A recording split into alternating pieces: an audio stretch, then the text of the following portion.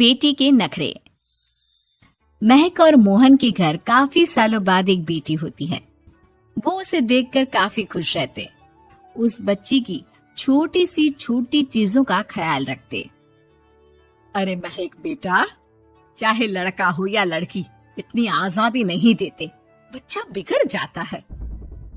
आपको पता ही क्या है सासू माँ, चुप रहिए। हम दोनों कमाते ही क्यों हैं? इन बच्चों के लिए ना। देखिए तो कैसे प्यारे प्यारे पैरों से चल रही है, कितनी प्यारी लग रही है। अब मैं क्या इसके पैर काट कर बेड पर बिठा दूं इसे? अरे मैंने ऐसा तो नहीं कहा।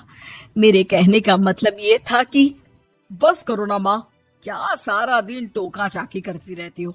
अरे करने दो ना जो कर रही है।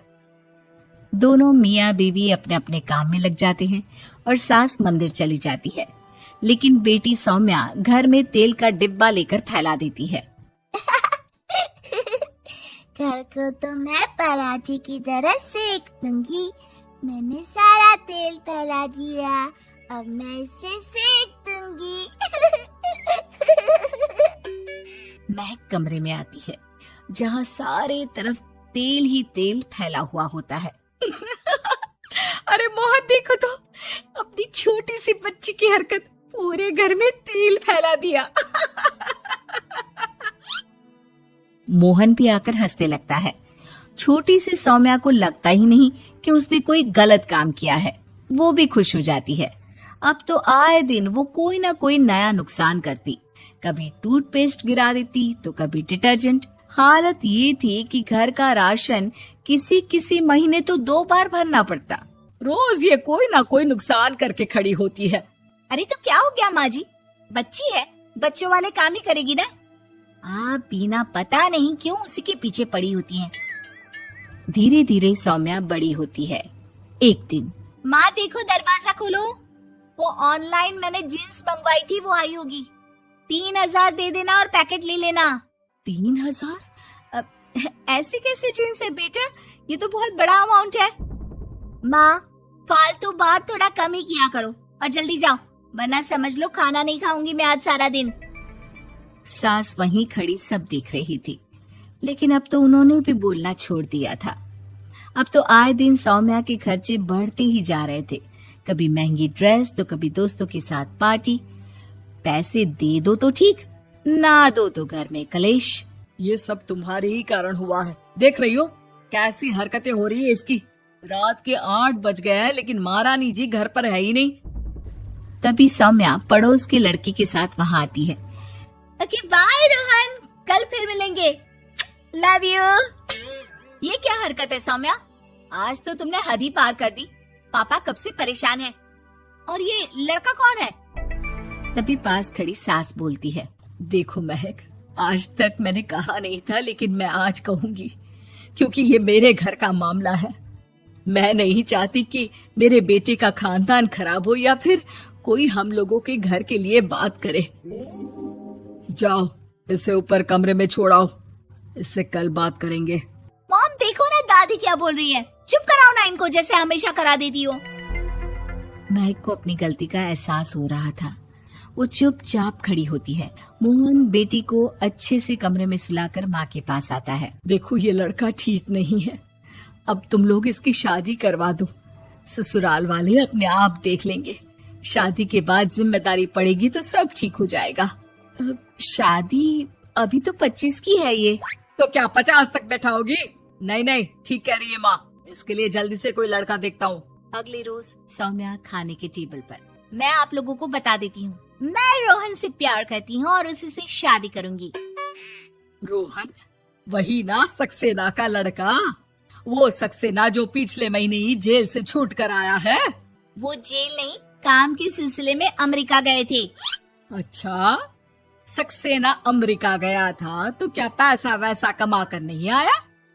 ये देख रही है ब्लाउज, उसकी बीवी ने सिला था मेरा। पैसे की कमी का रोना रो रही थी, पति को कोस रही थी कि जुआ खेलते पुलिस ने पकड़ा और लगी लगाई नौकरी भी छूट गई। दादी कुछ भी मत बोलो, दादी को चुप कराओ ना। दादी जो बोल रही है ठीक बोल रही है। तेरे पापा ने तुझे देखने के लिए लड़के वालों को कल बुलाया है, समझी? अगली रोज लड़के वाले सौम्या को देखने आते हैं और उसकी शादी मयंक से हो जाती है। शादी के बाद सौम्या मायके आती है। वाह माँ, कितनी अच्छी शादी कराई है आप लोगों ने मेरी। लेकिन मुझे कुछ दिन और यहाँ रहना है। अरे बेटी, ये तेरा ही तो घर है, जितनी मर्जी रह। और क्या, दामाद जी कैसे हैं? अरे वो मयंक नहीं आया, कल शादी, आज तो अकेले, सब ठीक तो है ना? महक एक बार फिर सास पर चढ़ बैठती है। अब बस करिए ना माँ जी, अब तो ज्यादा ही हो रहा है। माना आपकी कुछ बातें मैंने नहीं मानी, लेकिन अब ये मेरी बेटी मायके आई है तो क्या उसका मतलब यही कि वो लड़कर आई है? हाँ पीना। सौम्या दादी की तरफ देखकर मुस्कुरा देती है, जैसे उन्हें चिढ़ा रही हो। दादी, मैं लड़कर नहीं बल्कि ये बता कर आई हूँ कि मुझे कुछ दिनों के लिए यहीं रहना है, माँ के पास। मेरा मन धीरे धीरे ही तो ससुराल में लगेगा। अब अगर आप बोलती है तो चली जाती हूँ मैं। अरे नहीं नहीं बेटी, ये मतलब नहीं था तेरे दादी के बोलने का। सौम्या कमरे में चली जाती है और अगले ही पल जींस टॉप पहनकर बाहर आती है। माँ, मैं ना अपनी सहेली के घर जा रही हूँ, आने में देर हो जाएगी, खाना मैं वहीं खा लूंगी। सौम्या सहेली के घर चली जाती है। अरे सौम्या ससुराल से आई है, कहीं दिखाई नहीं दे रही। वो सहेली के घर गई है, काफी दिनों बाद बच्ची का मन कर गया होगा। महक रहने दे, अब इतना हल्के में ना ले। लड़की अब किसी और की अमानत है, घर में इतनी देर से आएगी तो लोग क्या कहेंगे। और होता भी ऐसा ही है। दरवाजे में पुलिस आती है जिसके साथ सौम्या होती है। ये आपकी बेटी है? जी जी, लेकिन क्या हो गया? पापा, मैं और रीना घूम रहे थे तो रोहन वहाँ आ गया। उसने मेरे गहने खींचने की कोशिश की, जब मैंने नहीं दिया तो मुझे धक्का मारकर मेरे गहने ले लिए। पापा, मुझे माफ कर दो, मुझे ना मयंक के पास जाना है। आप उसे फोन कर दो, वो मुझे ले जाएगा। दादी, आप ठीक कहती थी, वो अच्छा लड़का नहीं है। कोई बात नहीं बेटा, मयंक का फोन आया था, उसे तेरी याद आ रही थी, लेकिन वो तुझे भी अपनी जिंदगी जीने से नहीं रोकना चाहता था। मैं उसे बोल दूंगी कि वो कल तुझे लेने आ जाए। अगले दिन, चलो सौम्या, मैंने आज रात की फिल्म की टिकट और 5 स्टार होटल में खाने के लिए टेबल बुक कर दी है। फिर क्या, सौम्या खुशी खुशी अपने ससुराल चली जाती है और महक को बड़ों के सीख की कीमत का पता चल जाता है।